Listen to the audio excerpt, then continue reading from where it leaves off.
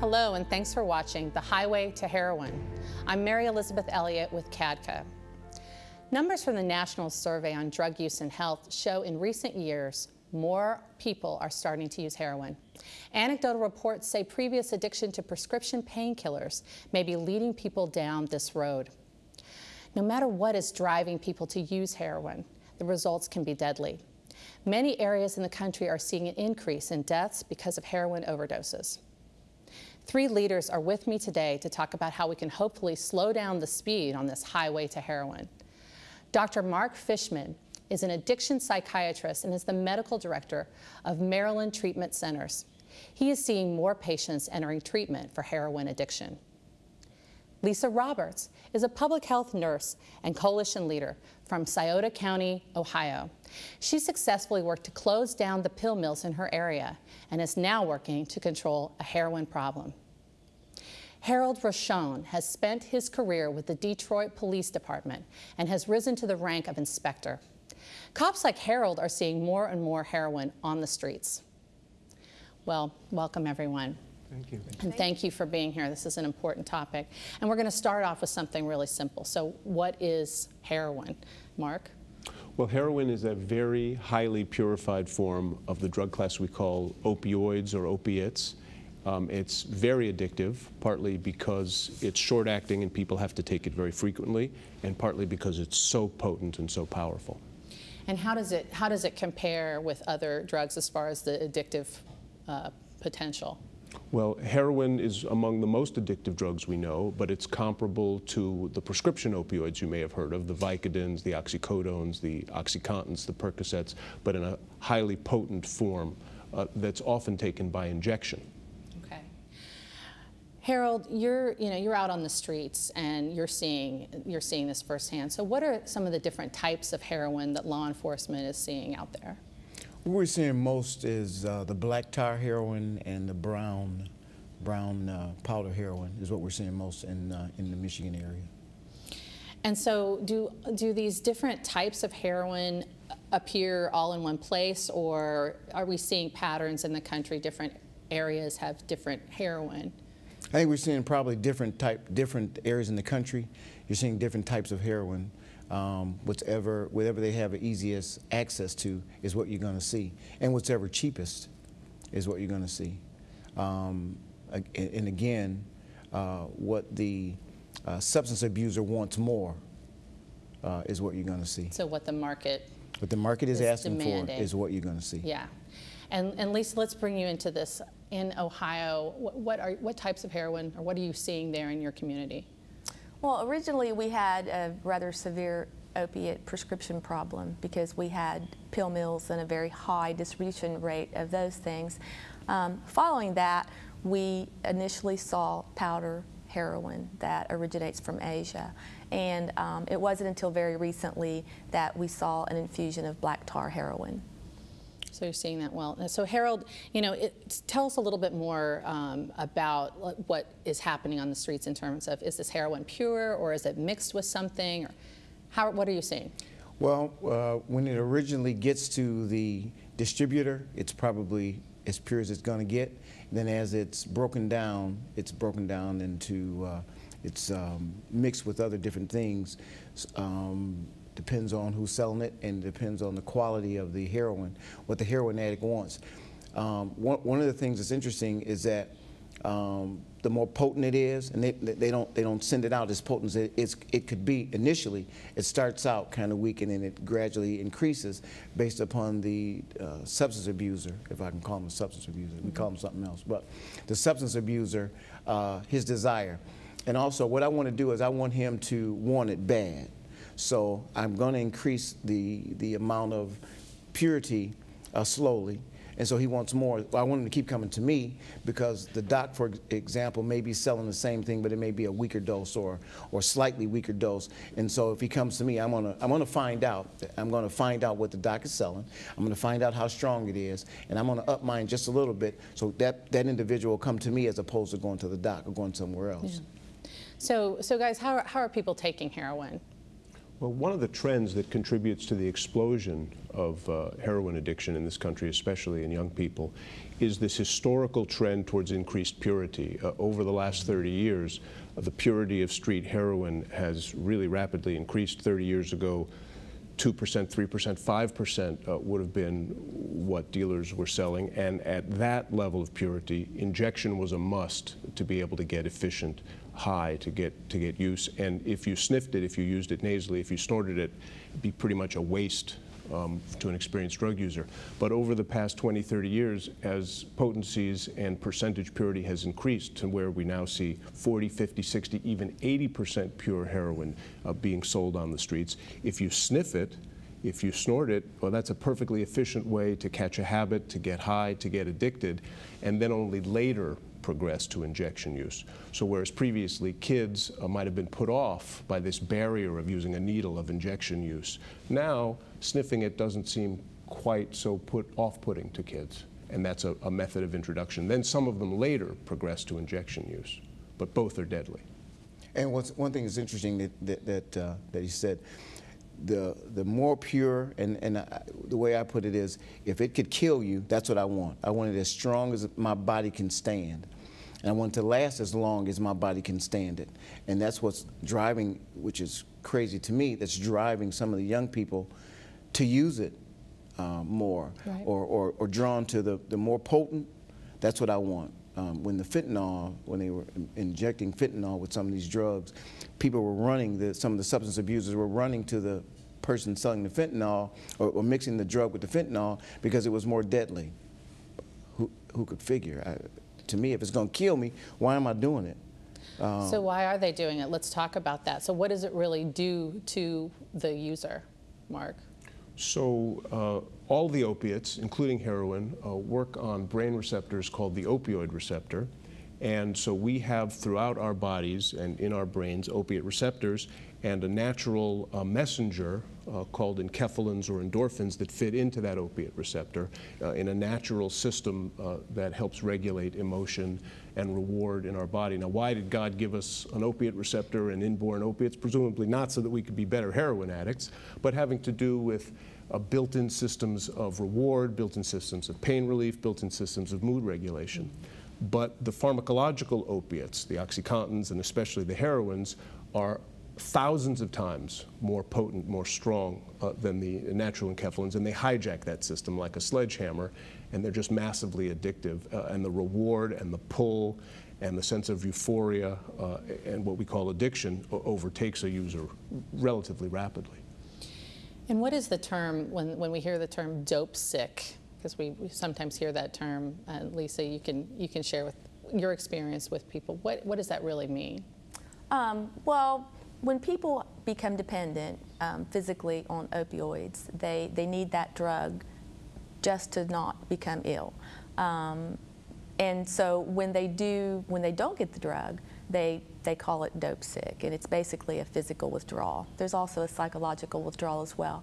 But they become very ill. They hurt all over, their legs hurt, they have profuse diarrhea, profuse vomiting, their skin crawls, they have extreme anxiety. And it's a miserable, horrible feeling, and it can go on for days. And so when they're in that state, all it takes to get rid of it is more of that drug. And so often they relapse and they do it, and they can't get through those withdrawals. And that's exactly right. So one of the features of heroin addiction is both this euphoria that people chase initially, the pleasure, the feeling high, but the later stages of opiate addiction, people are really just sometimes trying to get well and avoiding that withdrawal. So one of the things that makes opiates, including heroin, so massively addictive is this negative reinforcement of avoiding withdrawal and people just using to keep from feeling sick.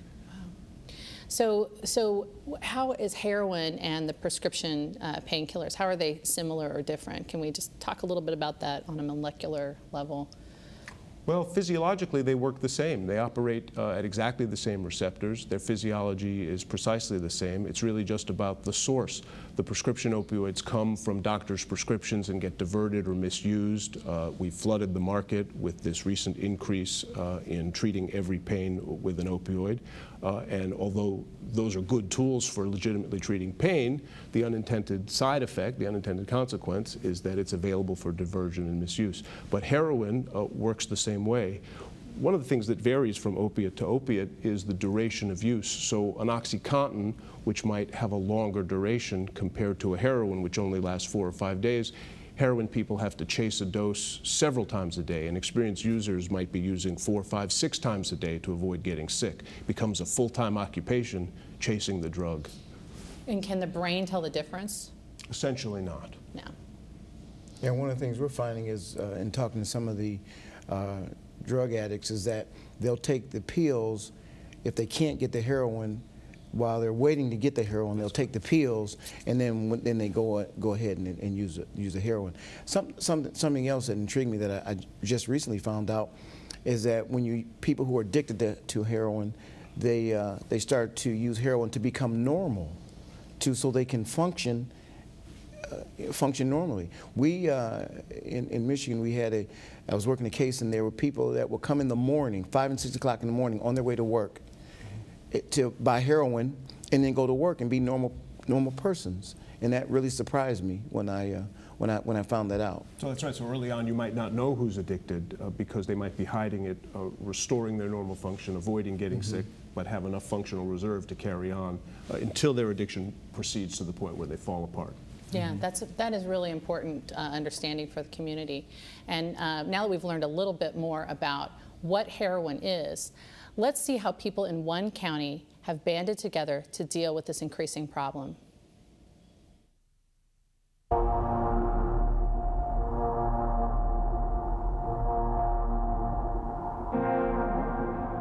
Heroin is up and coming.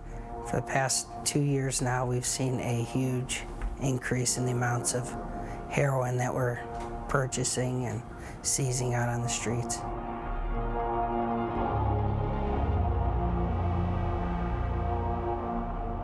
We're seeing brown heroin and also black tar. More so the brown, all walks of life. Everybody's using heroin. There's no boundaries on heroin today. You find it in your poorest and your richest communities. It's everywhere. As in many parts of the country, the Cleveland, Ohio area is seeing tragic consequences for some of the people who smoke, shoot, or snort heroin. The numbers tell the story. In 2007, we had 40 individuals who died as a result of heroin, either by itself or in combination with other drugs. What we notice at the end of 2011 is that number is up to 107. For 2012, we're almost to the end of the year. Our projection is the number is going to be somewhere in the high 150s, 160 range. That's a 4-fold increase. That's very dramatic for any one drug in isolation. I can't help these poor individuals who've already died and come here. But what I really wanted to do was to ring the bell that this is a serious problem. The people who've come here, that's it. They've played their whole hand out. And what I want to do as a public health officer is, kind of take their sad experience and maybe, intervene with somebody further up the road so they don't drive the train all the way to the last stop and crash. So with the desire to stop the deaths from heroin, the medical examiner sounded an alarm. This is a public health emergency, so I started to reach out to people in public health and say, are you aware of this? Are you, looking at this? Have you seen this trend? And I think that one of the people who I reached out to was the head of the Opiate Task Force. We always focus on fatalities. Everything's focused on fatalities. But when you look at it from a public health perspective, for that one fatality, there's a percentage of people that are in treatment. There's a percentage of people that went to the emergency room. And it's sad, because nobody just starts out going out for heroin. Heroin is not a recreational drug. In many cases, going from one to the other, I don't know if it's necessarily to get high anymore, but to get off the dope sickness that's associated with addiction to the prescription pain pills. Heroin is cheaper than prescription opiates and often easier to get. especially after May 2011 when Ohio began cracking down on prescription painkillers. In many cases, what we actually have seen over the past couple of years is, as we've kind of addressed certain issues with the pill mills, people that were addicted had no other way to go. They needed to find some other fix, which eventually is heroin. So putting the squeeze on the pills is inadvertently causing an increase in heroin use. So when you're talking about the heroin and prescription opiate problem, when you're in a place that has a plentiful prescription opiate supply, you know, the prescription opiates are up here and the heroin is down here. When you push down on the prescription opiates, it's going to pop up. The heroin's going to pop up. When you push down on the heroin, the prescription opiates are going to pop up. It's kind of like the whack-a-mole game. So that's what's going to happen. As you push down on one, the other one's going to pop up. At one time, the Opiate Task Force just focused on prescription drugs. Now its role has expanded. Cuyahoga County is now trying to tackle all opiate abuse, whether it is the abuse of legal painkillers used in an illegal way or illicit heroin. I mean, we're trying to stay ahead of the curve if we can. The problem is certainly very big and overwhelming sometimes, but you know, you got to do what you can. That's one of the nice things here is we do have a lot of partnerships already formed, and we've known about the opiate epidemic since at least 2007. So we were already gearing up for that. So we already have the infrastructure in place to deal with, you know, sort of the next thing that comes along, which is nice. I mean, we got prevention at the table, we got law enforcement, we got treatment, we got public health. All four of those branches are at the table. As far as educating the public is concerned, the members of the task force have their work cut out for them. Many people don't seem to think heroin use could happen to them or to their kids. And we know from talking to kids, from having discussions with kids, asking them, could you ever imagine that you would use heroin? And they say, no, I would never use heroin. When you then ask, but 18% of our kids report using a prescription drug, a pain medicine, in the past year that was not prescribed to them. That's where we're finding the gap, is that the misconception and the misunderstanding of the link between taking a prescription drug, an opioid, and then developing an addiction on this end, and then turning to heroin because it's cheaper, because they can't get the prescription drug anymore to feed the addiction. I just don't think that people understand addiction to prescription drugs and that link and how quickly that can happen. The heroin epidemic in the Cuyahoga County area isn't just an inner city problem. The black outline on the map is the city of Cleveland. The darker areas are outside the city limits, but still in the county. The darker the color on the map, the more deaths in that area. People are dying out in the suburbs and they're using drugs in the suburbs. It's not like they're pouring into the city to buy drugs, using them there and dying them there. That would be a complete misconception. It's a misconception that could be deadly. There are several cities that have blinders and they see what they want to see, but the truth of the matter is our unit goes everywhere in this county and we can find it wherever it is. And there are no boundaries to heroin. It's everywhere.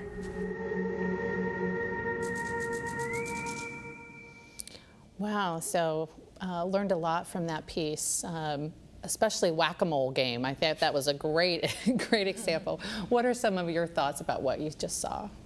Well, it's a very poignant story. You heard that 10 to 15% of our youth are using prescription opioids. The good news is perhaps we'll be curtailing that as we cut down and we find treatment approaches and public health approaches to reduce that. But with that, we can expect, I think, rise in heroin use. The good news compared to that 10 to 15% with prescription opioids, good news is that only, say, 1%, 1.5% of 10th and 12th graders have used heroin. But the bad news is that 1% of high school students have used heroin. So it's a big problem, and it's only getting worse. Lisa, that's your home state, and you know it well. What are your thoughts about that? What are your thoughts about the tape? Well, it is true that it's like a game of whack-a-mole, and for the last 10 years, Southern Ohio has been the hot spot for the prescription opioid problem, including my county was the epicenter, and so due to some really strict laws, a very proactive governor, and a lot of action, we really squeezed in Southern Ohio but like what they're saying is that it just has bulged in northern Ohio.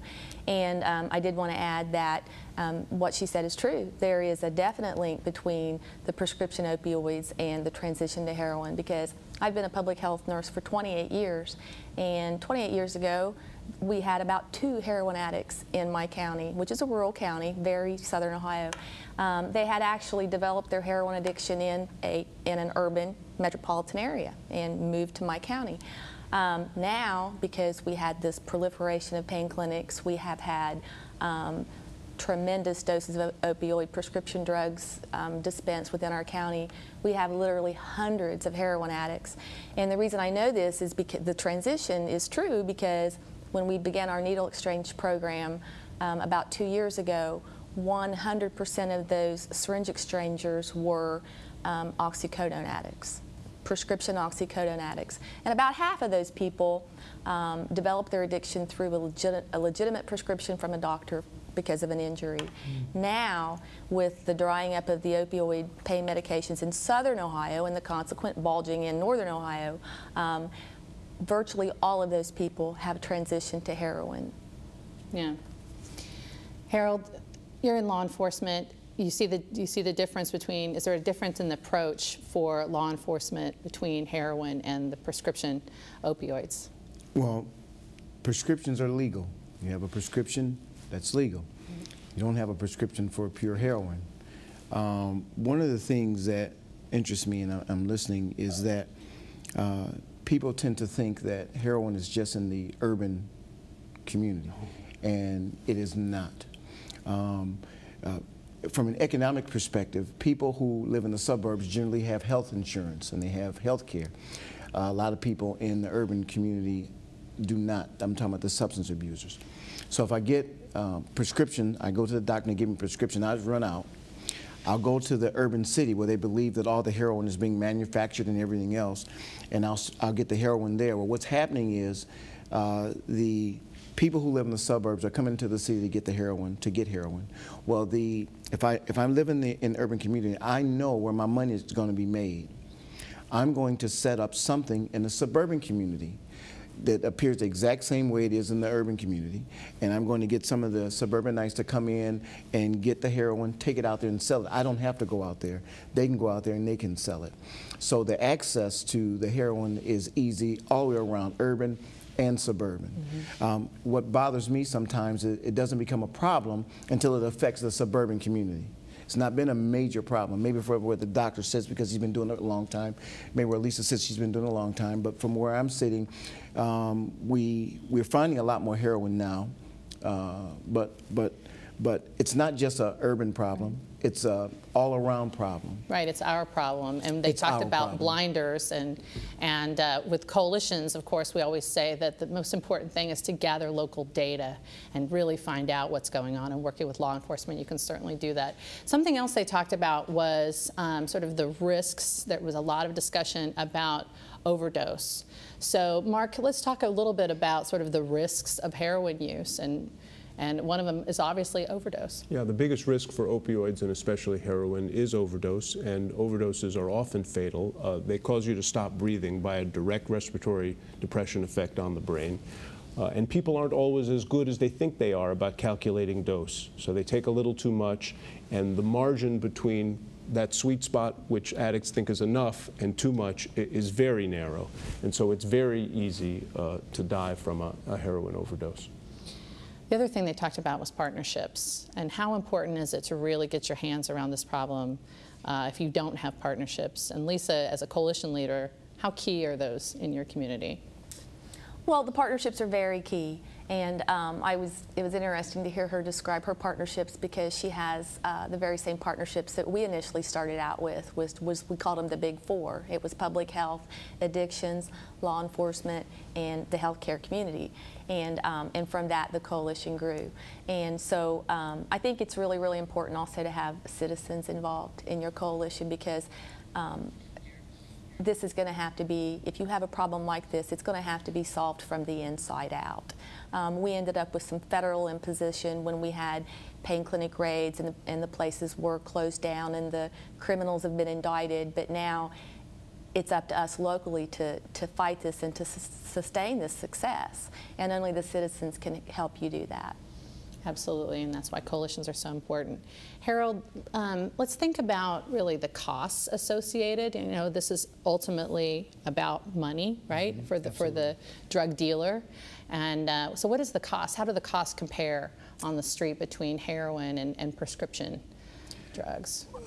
An Oxycontin pill or a pill of Vicodin can range from $5 to $25, depending upon who you're selling it to and how bad they want it. Heroin ranges from $10 up to $25 for that little bitty piece of powder that's in that little bitty piece of paper. It ranges depending upon who's buying it. I'm going to make more money in the suburbs than I am in the urban city. One of the things, another thing that we're finding that was also in the piece was the death rate. In the urban setting, you're going to find more older people dying. Because that's where they live, and they've been on heroin for a very long time. In a suburban setting, we find that there are more younger people that are dying, especially now because they don't have as the doc said, there's that little thin line between hitting the sweet spot, you know, and too much or not enough.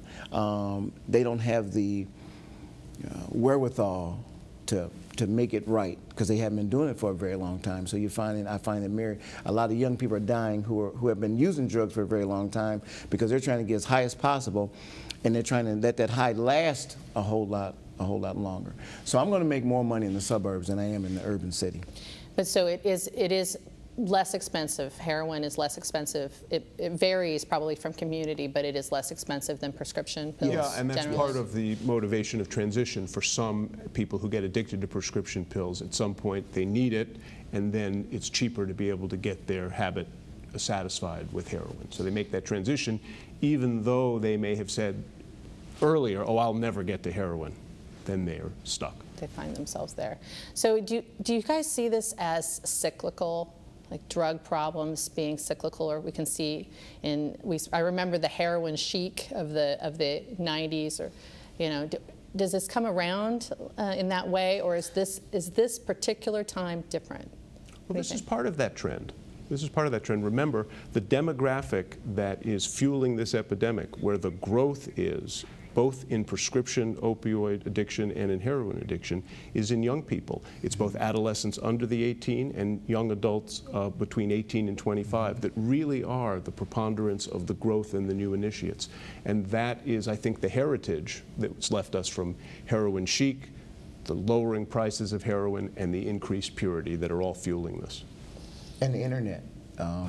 It helps too. You know, and understanding it a lot more, finding places to buy it, and just the mere fact of trying to get high and trying to use all these different things to get high. You want to get high, you can go on the internet and you can find it. And then what's easier?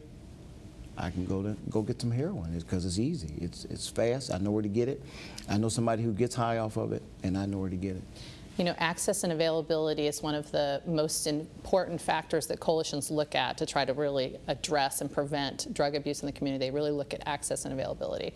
So, you know, we've had these prescription drug monitoring programs, and I'm wondering if you all think that that has made it harder, has been in some ways effective and made it harder for people to get their hands on prescription painkillers.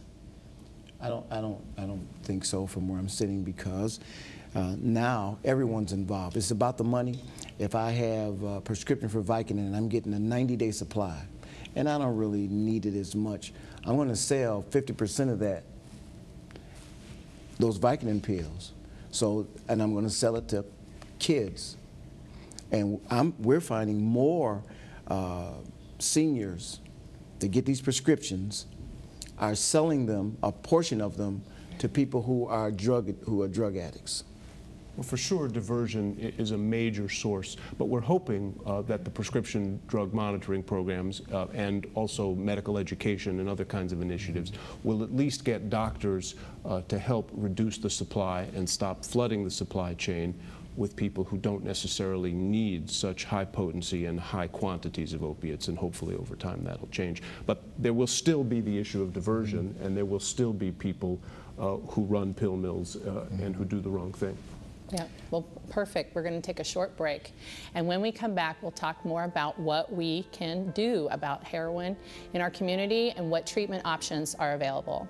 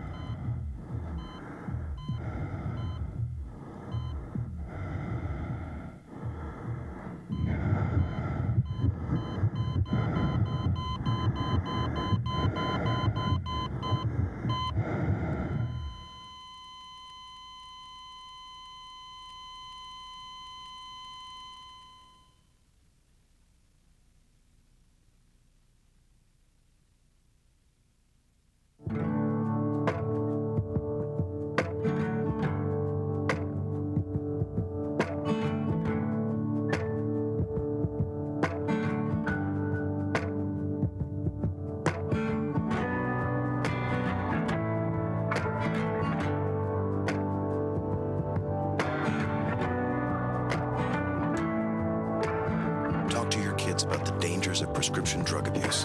The partnership at drugfree.org.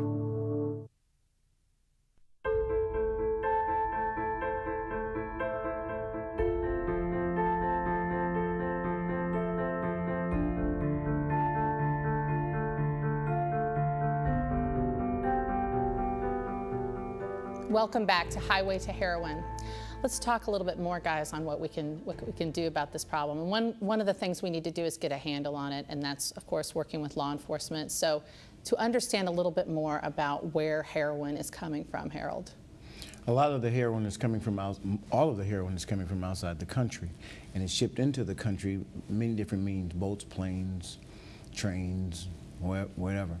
A lot of it ends up initially in the urban setting, and then it expands out to different parts of the state, the city, and the county, and the country. There are some organizations that are involved, and sometimes it takes, I always say it takes more than one person to handle a drug deal, and it does. So it'll come from one person that buys it for $500, and then the next person buys it for $1,000, the next person buys it for $5,000, the next person buys it till it gets up to a kilo of cocaine, which is around $100,000 plus in this country. So are we talking about gangs? Some gangs, organizations. You know, for me being a gang guy, I call them all gangs, but some sort of organized crime or organized situation allows the narcotics to enter into our homes. And Lisa, for your community, is it a little bit different to look at heroin versus the prescription painkillers, as far as how they're coming in? And oh, absolutely. With the painkillers, you know, they were originating from within our county, and they were legal. And so our law enforcement had a very hard time dealing with that. That's a very difficult crime to prosecute or do anything about. However, heroin is not indigenous to our county. It has to be brought in. So we realized early on when this transition was taking place that it was going to be vitally important to involve the State Highway Patrol, because the heroin was going to have to be brought in by vehicle. And so they became a really key partner, and they've done an excellent job intercepting that drug on its way in. Now, they can't catch it all, and you know, criminals are very clever and they find other ways to get it there, but their drug seizures have gone up about 500%.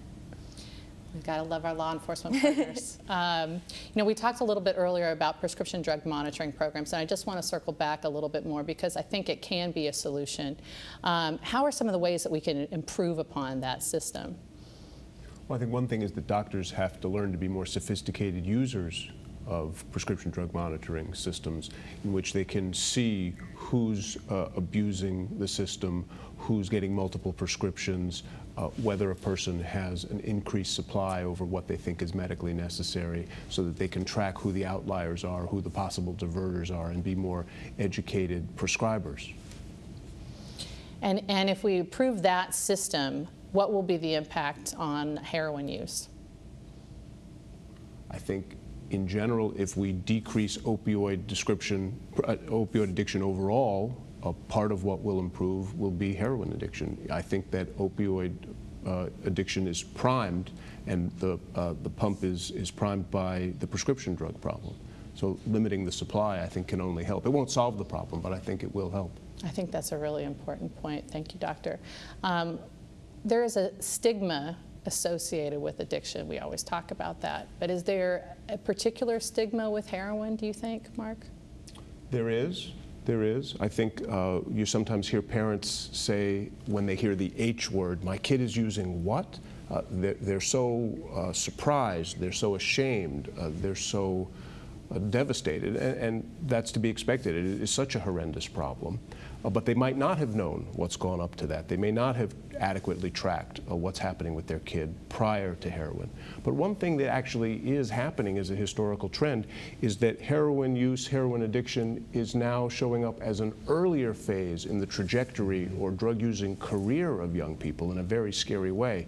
What we've seen now in the last decade, which we never would have seen 30 years ago, is a young person presenting for their first episode of medical attention when a parent finds them overdosed and blue in the basement, and mom and dad didn't even know they were drinking beer and smoking marijuana. Just because the time between first initiation of any illicit substance in heroin is now compressed, again because of the increased access, the increased purity, and the lower price. And it's very accepted. Scary. Drugs are accepted. Well, we all tried some sort of drug when we were kids, and that's, it's okay. He's on what? Heroin. Oh my God, now we need to address it, when it's something that should have been addressed a long time ago.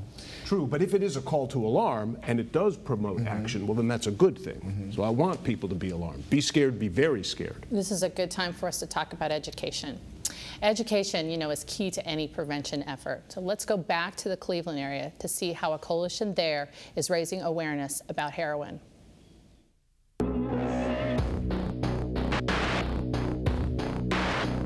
I don't think that kids understand that when they're taking Oxycontin, oxycodone, an opioid prescription medicine that's not theirs, they're exposing themselves to risk of heroin use. So we're seeing a shift in kids and adults starting to use heroin as a replacement, and really to feed the addiction, not so much because they want to take heroin and because they want to get the high. It's really to just help them because they are now addicted to an opioid. The leadership of CAPA, the Community Awareness and Prevention Association in Brecksville, Broadview Heights, Ohio, began talking about heroin use after 5 people died from an overdose in a nearby community. People were scared. They were worried that their kids were going to be exposed, could die. So we wanted to not only take the opportunity to educate them, but to assure them that we can make a difference by being proactive. We put that information out there directly by meeting with parents. We also sent email blasts with information from the National Institute of Drug Abuse. We had links to videos and to other research that folks could get the information. And we also made ourselves available to answer any questions of our parents and our community members if they had any other concerns or what to do.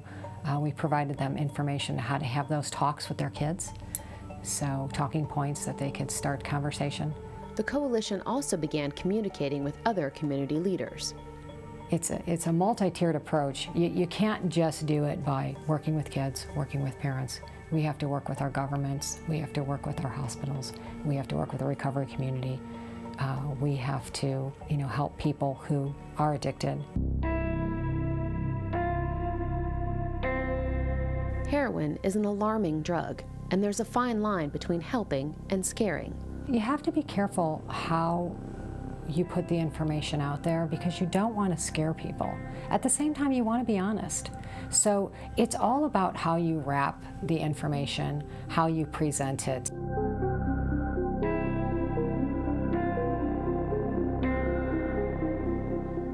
We were talking about sort of actually scaring people a little bit, be scared. This is something really scary, but there is a fine line, and people might think that it can't happen to my kid, right? So Lisa, how are you as a public health professional educating your community? We've been really lucky in that we have a very dedicated newspaper that gives us very positive coverage, but also delivers news in a factual manner. And so we have used the newspaper to make sure that people understand the significance between the opioid pain pills and the heroin that's coming in, that one thing actually did lead to the other. And also we've worked with our schools and our youth organizations to reach parents and teachers and educators and people like that so that they can understand what this addiction is and can be on the alert for any signs of that in an individual so that it can be addressed, you know, very early in their experimentation before it led to addiction. Mark, that's a good point, early intervention. Is that, how can that help address the heroin problem if we get to people early enough? Well, the three pillars of turning around any drug epidemic are education and interdiction, which we've talked about, and treatment. So we've got to be able to link those things together, and treatment is essential, treatment works, and the earlier the better. So if we can get to kids early before they progress from other substances to prescription opioids, that's a start. If we can get them before they progress from prescription opioids to heroin, that's another point of intervention. But if we get them when they're on heroin, we still have really good treatment, and I think we should talk a little bit about that. Absolutely, and we're going to get into the treatment piece. One intervention piece I want to just talk about briefly is needle exchange, and your community is doing that. Can you tell us about that? Yeah, about a year ago, faced with some statistics that we just could not ignore, a quadrupling of hepatitis C rates in just a 4-year period of time, highest overdose death rates in the entire state. We were forced to make some tough decisions as a health department, and so we did implement a syringe exchange program in an effort to cut down on the spread of hepatitis C. At that time, we had had a couple of innocent little children that were stuck by some needles and consequently contracted a potentially fatal disease. And so with the syringe exchange program, we work with addicts. Naturally, they're IV drug users. Everything's very anonymous. We don't usually know their name, but we engage them in safe practices.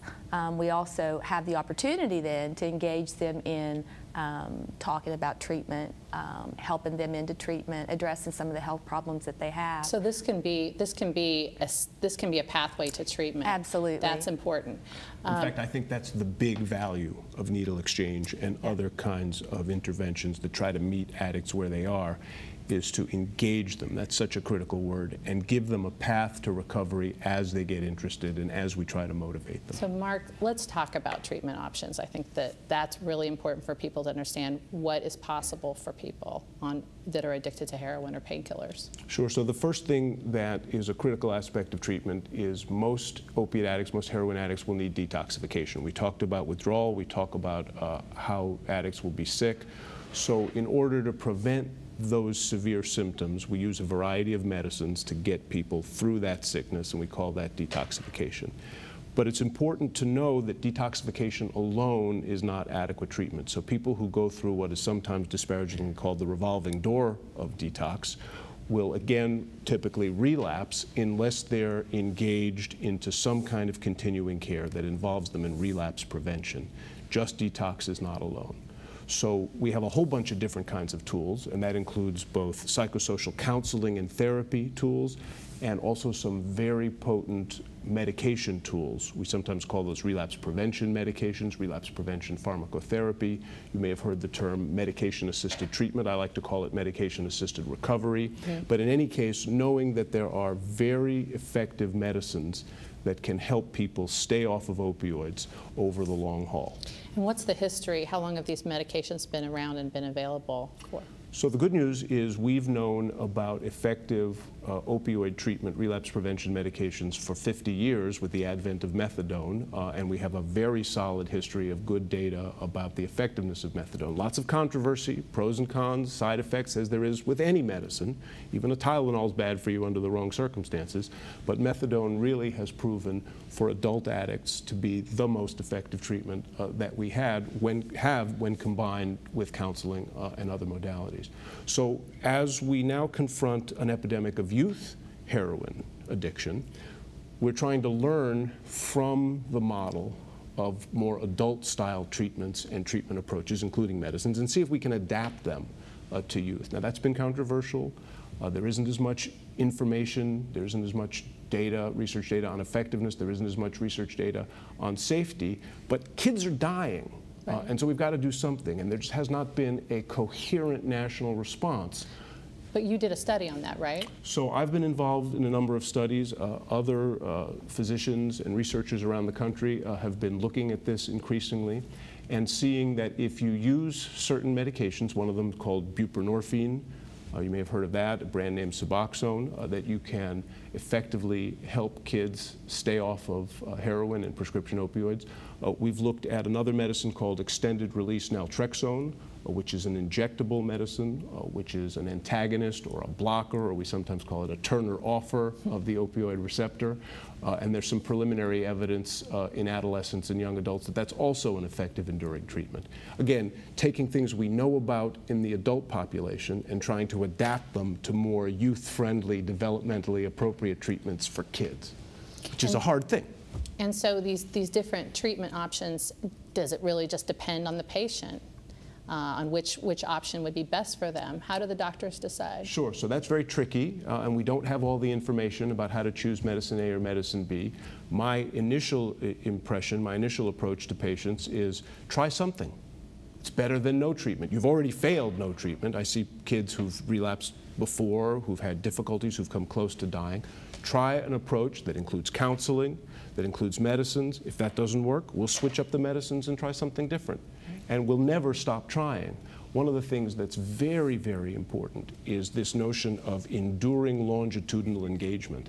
It's very hard for parents and policymakers and the kids themselves to get their heads around this, but you don't get fixed overnight from this problem. Just because you're detoxed, just because you get out of rehab or whatever, and you're motivated, the rates of relapse are so high that it's very important to engage patients and their families over the long haul. Keep with it, stay in touch, stay monitored, stay on medicine, stay with counseling, because there's trouble ahead.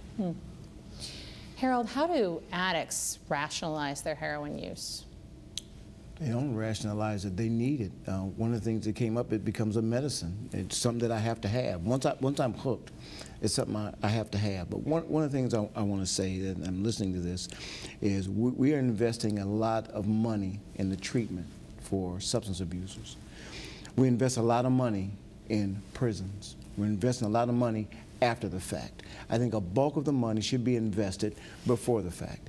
When I was a youngster in junior high school, there were enormous amount of information given to us regarding drug usage and gangs and so forth. And we tend to get away from the preventive, stop it from happening before it happens. And then we wait till it happens, then we invest all this money into all these things because it affects all of our lives.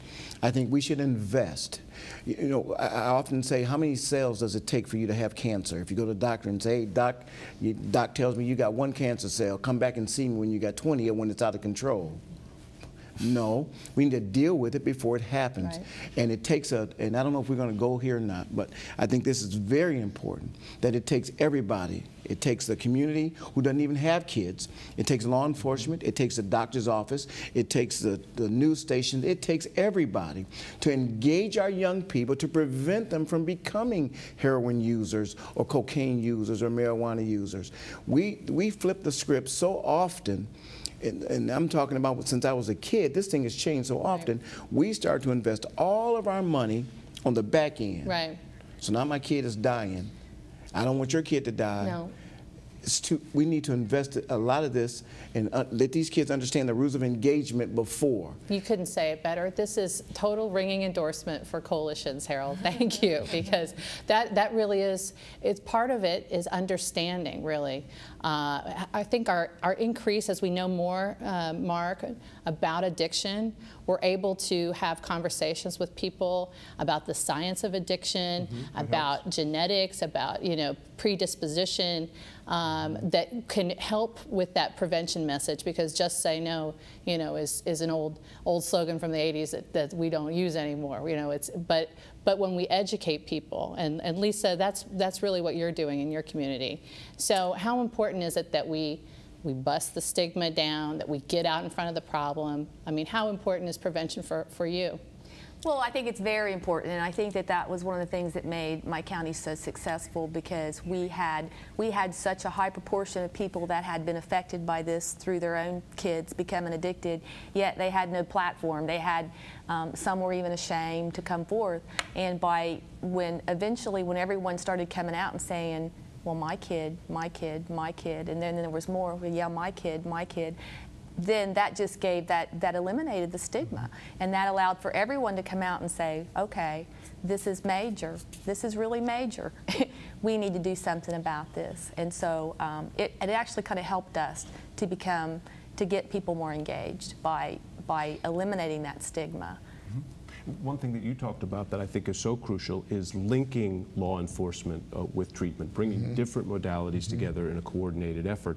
And so when people are addicted, their judgment is hijacked and gone. They may not see the necessity of wanting to get well. One of the things that law enforcement and interdiction can do is push them towards treatment and mandate treatment. That connection is so important, because we know we can get people better, but we need to have a force that pushes them into treatment so that they will do it even when they don't initially want to. And I think one of the most important things is you take an ex-addict and you let that ex-addict walk these young people through how they initially got started. Did it happen, was my marijuana laced, or was my liquor laced, and then all of a sudden I wanted more and more and more. And that's a game that some of these drug dealers play, is they'll play on the small drug, the marijuana, and then you want more and you want more. And I think the best person to tell you how not to use drugs is a drug addict, an ex-drug addict. You can't tell me how to get a good job if you've always had a job.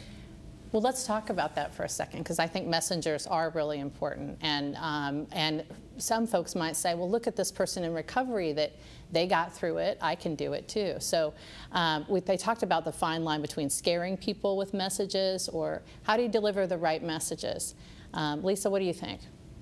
I think that a lot of it's just going to depend on your audience and the age of the audience and the stage of, you know, whether they've already experimented, or whether you're dealing with kids that are more at risk than others, or have lived in a household where maybe every day is scary to them because their parents are addicted and they've grown up just seeing this. And so we use a variety of techniques. We actually use some self-esteem building kinds of tactics with just regular kids.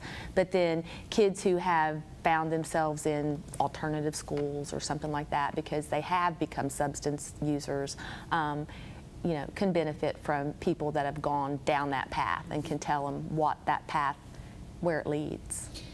Mark, let's talk a moment about the public health message around pain, because I think, you know, we've talked about this pathway from painkillers to heroin. How do we have a message about helping people understand legitimate pain and medications for that, and some of these associated problems? Well, part of it is a problem in medical practice, and so I apologize to some extent for my profession that I think has erroneously overdone over the last decade the pain treatment on demand. Of course we want to treat people who are in pain, and we don't want to let people needlessly suffer, and opioid analgesics, these pain relievers, are the best invention since sliced bread, since we discovered the opium poppy 10,000 years ago. When you have a car accident or surgery, you need opiates, don't get me wrong. But I think because we have overdone it and perhaps not been responsible about understanding the side effects of opiates, and that people will easily get addicted, especially if they have vulnerable histories in their background and risk factors, we just need to be more careful about that. One of the things that's hard to deal with for physicians are the demands of patients as consumers walking into the office and saying, you know, I've been on this much Vicodin for this many years, and I demand that you refill it, and I demand that you not take me off, and I don't care what you think about my safety and my risk, just give me more. Well, it's hard to say no to those patients, and it takes work, but we have to educate doctors to do a better job about judiciously saying, wait, I know better, there's side effects to these medicines, let's do something different. So prescriber education is really, really important. And molding physician practice and training, yes. So do you guys think an increase in heroin use, though, is inevitable? Right now, I think right now in our current conditions, yes. Right now, the way it is right now, yes. And it's merely based upon the information the doctor just gave out. Once you start putting limits on the amount of medicine you can give, well, I can't get this Vicodin, I can't get this Oxycontin. Michael has something for me, some heroin, and that's where I'm going to go. And I may start snorting it, or I may start smoking it, and eventually that's not going to be enough. So under the current conditions, it's going to increase unless we do something on both ends, with the doctor as well as with the dealer. And prosecution is important. I'd like to add something to that too. I think that under the current conditions, you're right, because we do have, I think that this epidemic is different than the heroin epidemic before, because what we have now is a whole new gateway that is a legal gateway, and the legal gateway is prescription opioids. And you know, they've only been allowed to be used widely in the community setting for the last 15 years. That's right. And that's when we saw this happen. I was a nurse in the 1980s where narcotics were very restricted. We had very few addicts at that time. And like I said, we had about 2 heroin addicts that probably came from the metro area. Times are different, definitely. Now, times are different. Now, you know, we have prescription opiates acting as a gateway to heroin. So yeah, I think that we're going to see it get worse and worse and worse until the original, you know, like Mark said, you know, we figure out a way to rein that in. Okay, great. Well, I can't believe we're running out of time, but we have time just for a brief final thought. What would you like to leave the audience with, Harold? It's not just the drug addict's problem, it's everybody's problem. And it's going to take everybody, law enforcement, the coalitions, the community who doesn't even have kids in school, the principals, the religious institutions. That's what it's going to take. It's going to take us all. Mark? Well, I'd like to end with a message of optimism. Treatment works, but hope alone is not an adequate treatment. If we just wait and hope that kids will stop on their own, kids will die. So we need to get kids into treatment. We need to identify community resources for treatment. And those resources should include physicians who know how to use relapse prevention medications, because those are an essential tool to getting people better. Lisa, thank you. Any final thought? I essentially agree with both things that they said, and I also would like to add that coalitions are an excellent tool to engage all of the people that they talked about, but also the community, because the community in the end has to be the one that owns and fixes these problems. Absolutely, and that's a perfect place to end, and I want to thank our panel and thank all of you for watching today. This highway to heroin, together we can address it. As we close, we're going to share with you some important resources. Thanks for watching.